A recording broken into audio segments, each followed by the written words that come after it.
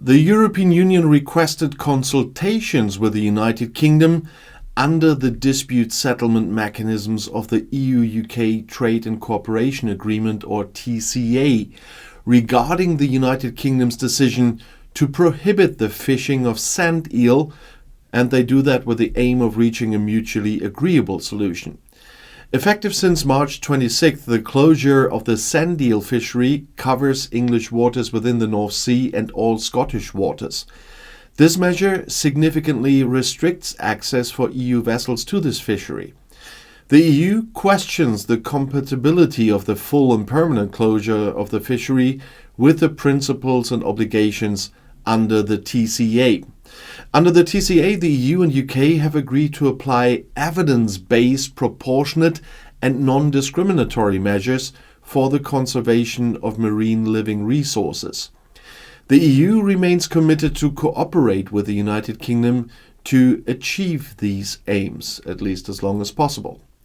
Cooperation between the EU and the UK under the TCA has evolved positively for some time, including under the Specialised Committee on Fisheries, and the EU remains open to reaching a mutually agreeable solution with the UK that settles this matter. The EU acts to protect and restore marine ecosystems for sustainable and resilient fisheries under the Common Fisheries Policy, the EU Biodiversity Strategy for 2030, and the Marine Action Plan. The request for consultations formally initiates proceedings under the TCA dispute settlement mechanism with a view to finding a mutual agreeable solution to the dispute.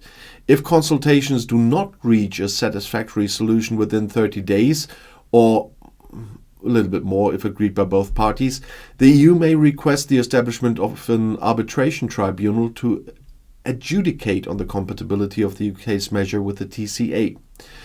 The European Commission closely monitors the implementation of commitments by EU partners, including under the Trade and Cooperation Agreement with the UK, and acts when necessary to ensure that these commitments are respected. The Trade and Cooperation Agreement between the UK and the EU applies since January 1st, 2021.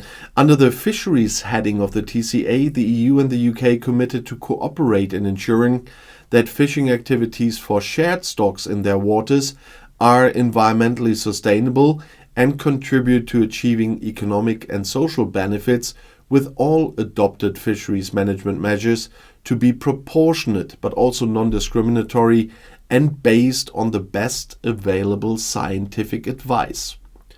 Pursuant to the TCA, the EU and the UK are committed to holding consultations annually to agree the so-called tax for shared stocks listed in the TCA.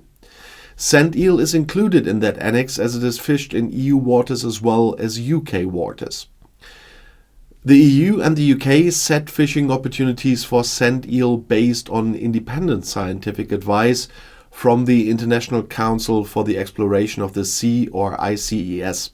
This aims to achieve maximum sustainable yield, which allows for harvesting fish stocks at precautionary levels that allows them to reproduce at their maximum capacity while maintaining healthy population levels.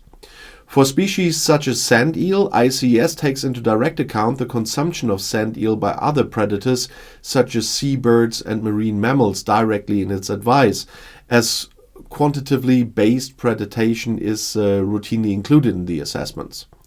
The untangling of EU and UK fishing rights after Brexit is indeed a complex saga with far-reaching consequences for both sides. That's why I want to go a bit deeper into those murky waters, exploring the challenges and uncertainties that have emerged. The UK's exit from the Common Fisheries Policy marked a significant shift. The CFP previously dictated quotas and access to shared fishing grounds. Now, the UK has the authority to set quotas in its own waters, a cornerstone of the Brexiteer argument. However, this newfound control comes with a learning curve. The UK is building its own fisheries management system, including setting quotas for species. While some sectors are optimistic about potential quota increases, the overall impact on the UK industry remains to be seen. To ease the transition and minimize disruption, a 6-year grace period is in effect until June 26. During this time, the EU will gradually relinquish 25% of its fishing rights in UK waters, and this phased approach aims to benefit both sides in the long run. However, the success hinges on complex annual negotiations to determine how much each side can fish. Disagreements over quotas for shared stocks have already caused tensions, like with the sandeel. Despite regaining control, some British fishing communities haven't enjoyed the anticipated windfall. Limited access to EU markets due to new trade regulations with increased bureaucracy and paperwork have hampered some sectors. For example, Scottish fishermen have faced difficulties exporting their catches to lucrative EU markets, and additionally, complex licensing procedures for EU vessels fishing in UK waters have created friction. The issue is further muddied by shared fish stocks. Many fish populations migrate between EU and UK waters, necessitating ongoing negotiations on catch quotas. Collaboration is crucial to ensure sustainable fishing practices that prevent overfishing of these shared resources.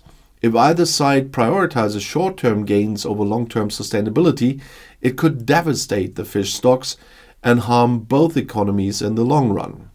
Here, international organizations that oversee fishing quotas, such as the earlier mentioned International Council for the Exploration of the Sea, play a vital role in providing scientific advice.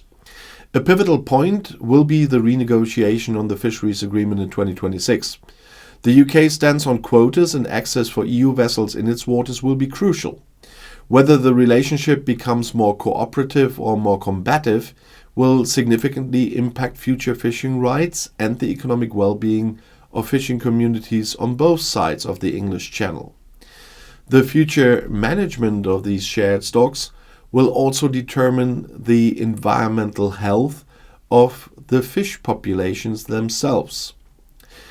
Beyond the complex negotiations, there's an underlying tension between scientific advice and political pressures.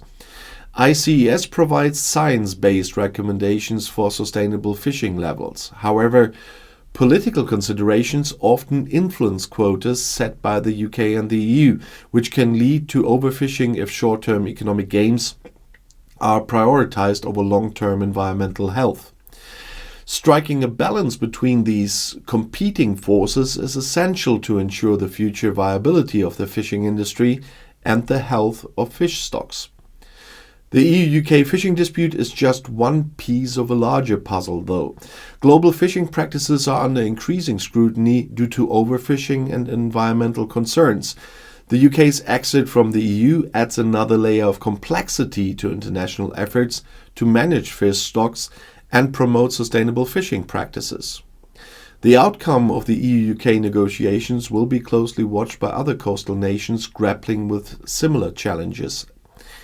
And beyond the economic considerations, the human element of fishing communities cannot be ignored either. The fishing industry has a rich cultural heritage in both the UK and the EU, and the livelihoods of many families depend on a healthy fishing industry. Striking a balance between economic viability and sustainable fishing practices is crucial for the future of these communities. The EU and UK fishing relationship after Brexit is a complex negotiation in progress, with a complete picture yet to emerge, and the coming years will determine if the UK fishing industry can truly capitalize on the newfound control over its waters, or if the challenges outweigh the benefits. The long-term health of the fish stocks themselves also depends on ongoing cooperation between the EU and the UK to ensure sustainable practices and that the needs of fishing communities are considered alongside environmental protection. And if you want to know more, the next video is right here in the end screen. I'll see you there. I'll be back.